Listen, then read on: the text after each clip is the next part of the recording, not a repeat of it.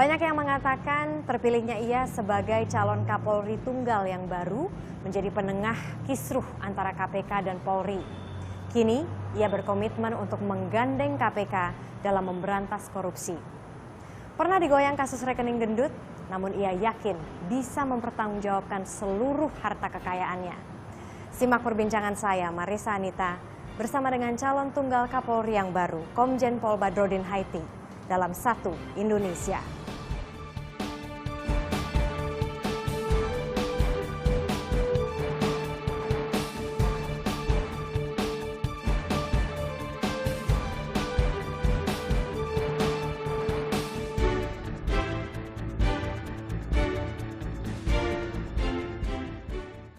Hari ini kami mengusulkan calon baru, yaitu Komisaris Jenderal Polisi Dr. Andes Badrodin Haiti untuk mendapatkan persetujuan Dewan Perwakilan Rakyat sebagai Kapolri.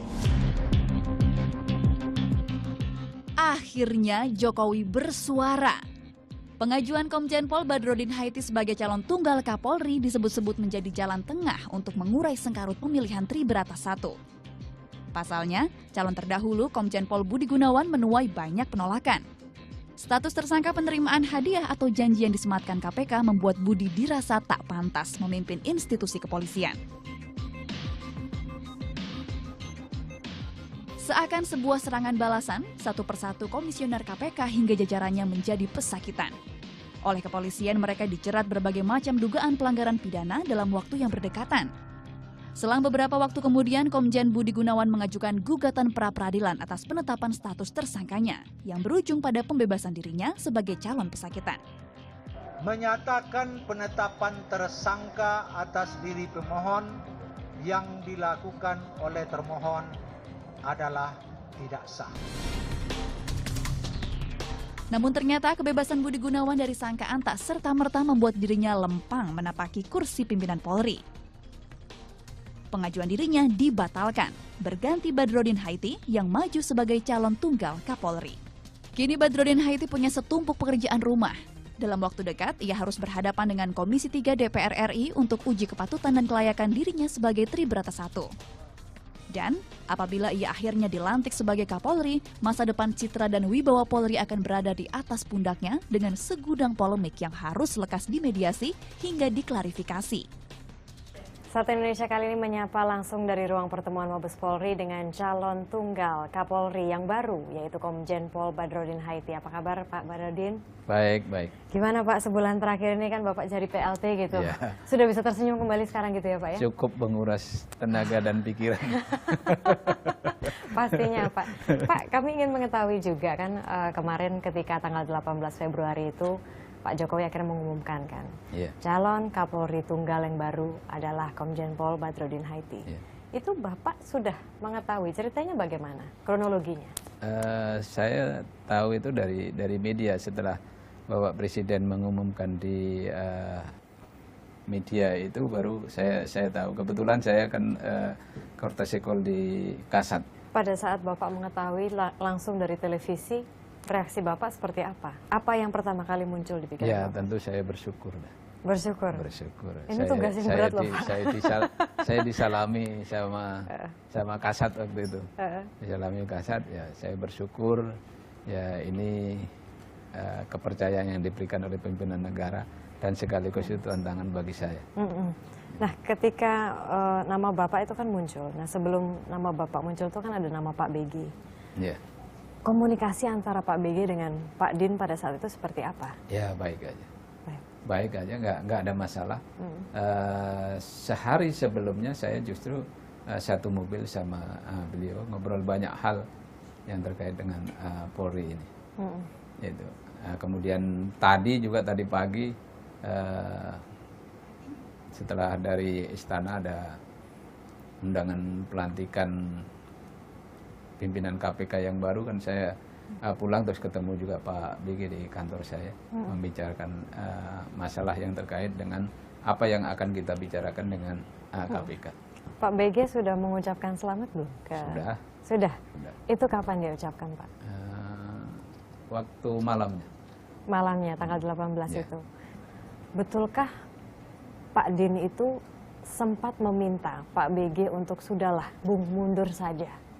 Sebetulnya bukan saya yang minta, kan itu sudah disampaikan oleh Pak Menseknek waktu itu di publik, di media, sebaiknya Pak BG mundur gitu. Kemudian saya diberikan penugasan untuk bisa meyakinkan beliau gitu. Pada saat itu reaksinya bagaimana?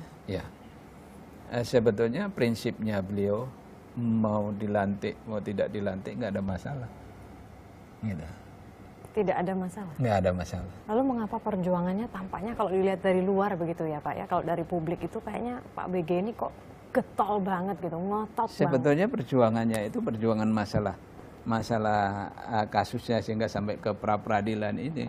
Hanya beliau mengatakan ya tunggulah, jangan sekarang diputuskan, nanti setelah pra-peradilan selesai. Oke, benarkah Pak Din bahwa pemilihan Anda ini sebagai calon tunggal Kapolri ini telah menimbulkan perang bintang di Polri?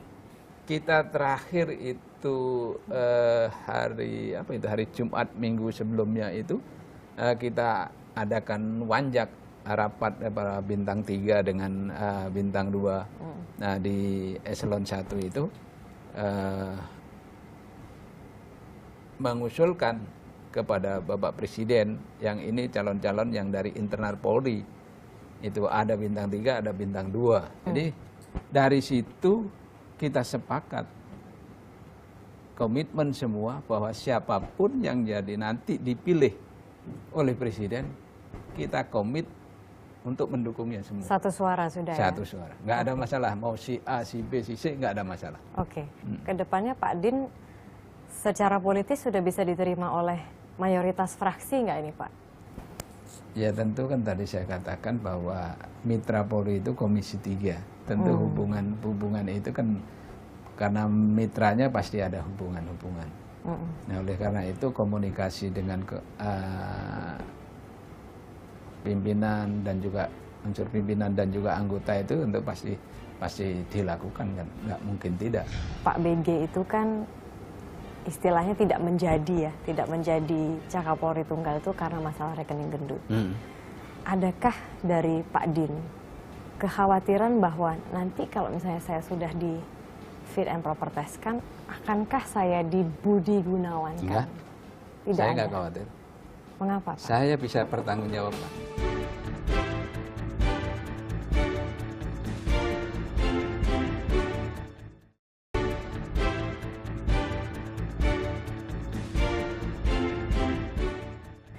Salah satu yang publik anggap sebagai pelemahan KPK yang terbaru itu adalah 21 penyidik itu Pak, yang sama Pak Buas akan ditersangkakan pada saat itu. Memang sampai sekarang masih belum begitu ya.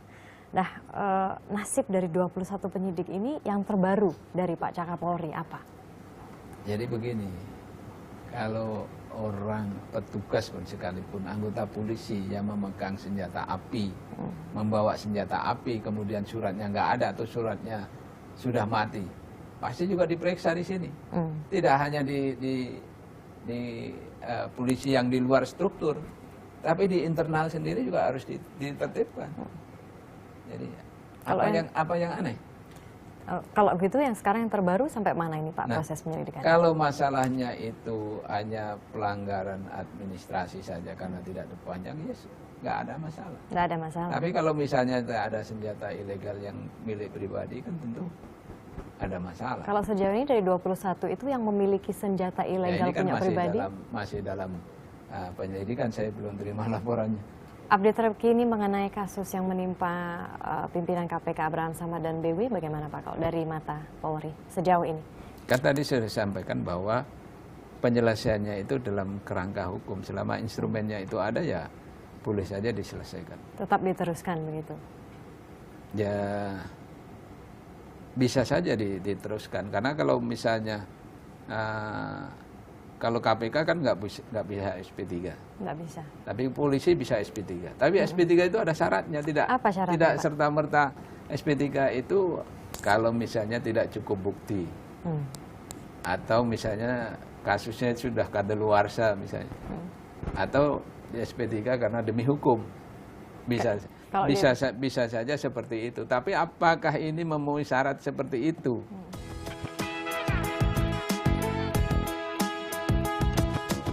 Harapan ya mudah-mudahan Mas Prat bisa melaksanakan amanah ini dengan baik, sehingga permasalahan yang selama ini terjadi antara Polri dan KPK bisa berakhir dengan happy ending.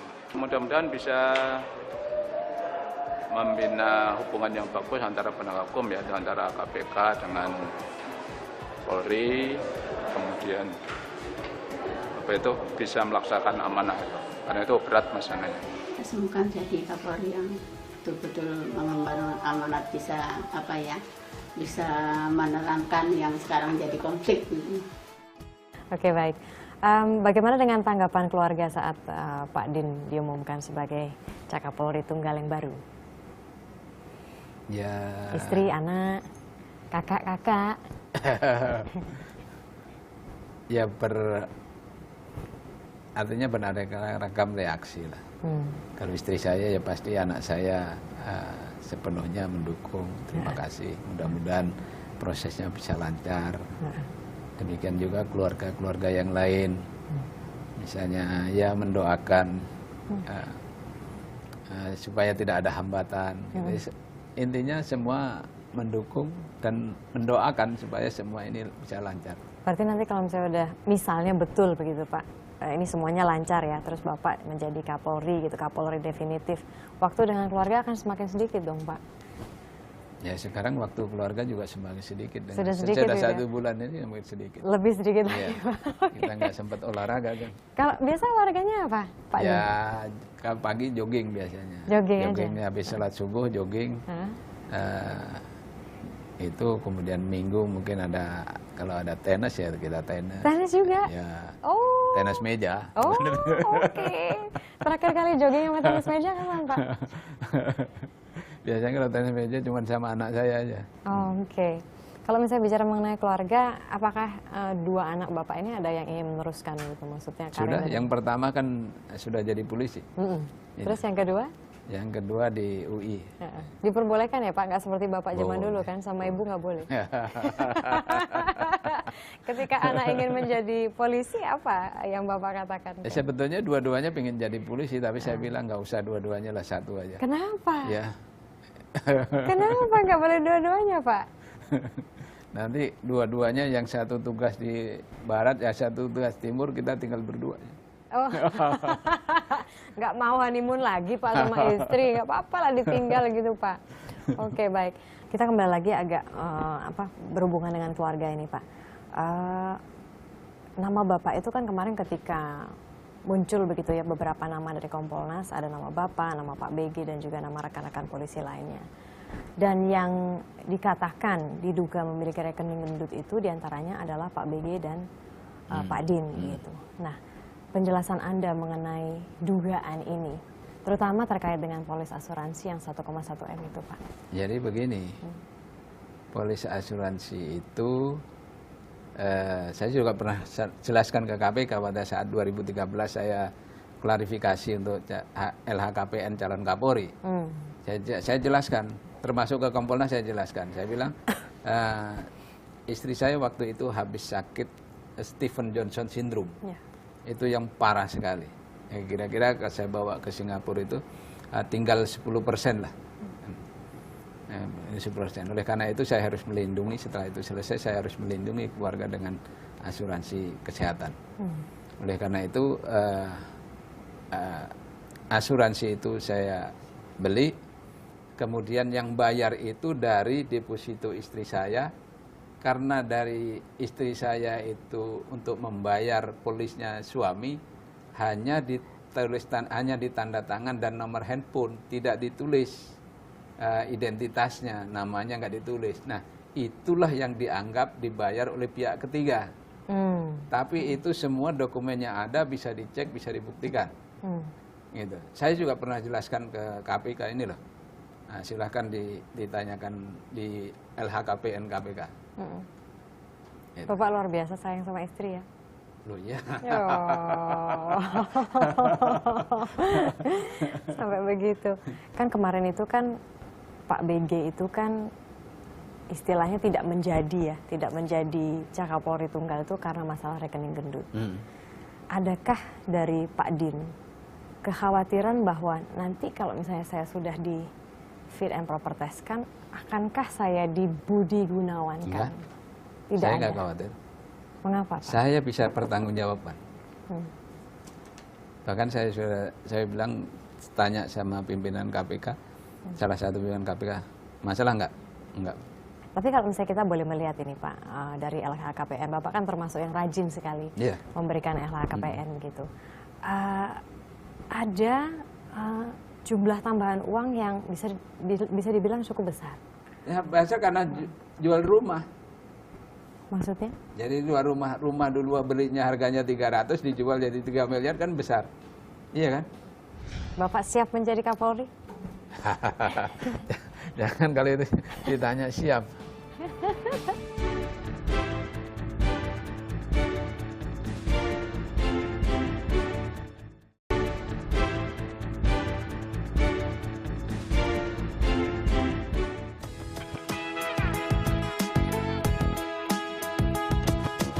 Memberantas korupsi kayaknya nggak bisa bergantung cuman ke kepolisian doang deh.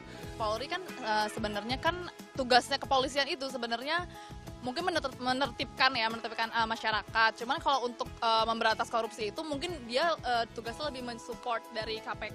Nggak akan mudah sih, tapi saya yakin pasti bisa kalau ada niatnya dari si pejabat terkait itu. Cuman dia dan Tuhan yang tahu niatnya itu gimana. Jadi berangkatnya kan dari niat. Kalau misalnya kita hitung gitu ya, ini adalah gesekan antara KPK dan Polri mungkin yang sudah ketiga kalinya. Mungkin bagi sebagian pengamat sudah keempat kalinya. Untuk menghindari tren ini loh, tren periodik ini terus berlanjut, apa yang harus dilakukan? Karena kepemimpinan kan akan selalu berubah, karena Pak. itu kan saya katakan tadi, pola hubungan kerjasama dan komunikasi itu yang harus dibangun dengan baik. Komunikasi selama ini, komunikasinya berjalan tetapi masih ada rasa saling curiga. Apa sih problemnya, Pak?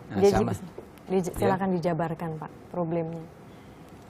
Ya problemnya kan jelas bahwa problemnya ada pimpinan, ada personil di KPK yang terkena proses hukum, ada di Polri juga terkena proses hukum. Ini kan yang menjadi persoalan sebetulnya. Nah, sampai sejauh mana prosesnya itu tadi didalami di sana. Nah, berarti solusinya kira-kira seperti apa? Oleh karena itu yang pertama kita harus membangun komitmen. Kita komit untuk bisa menyelesaikan persoalan ini dengan segera. KPK juga komit untuk bisa menyelesaikan ini dengan segera. Itu sudah satu langkah. Kemudian yang ke depan akan dibicarakan secara teknis. Karena hari ini antara Polri dengan KPK juga belum menerima salinan keputusan dari sidang pra-peradilan yang minggu lalu.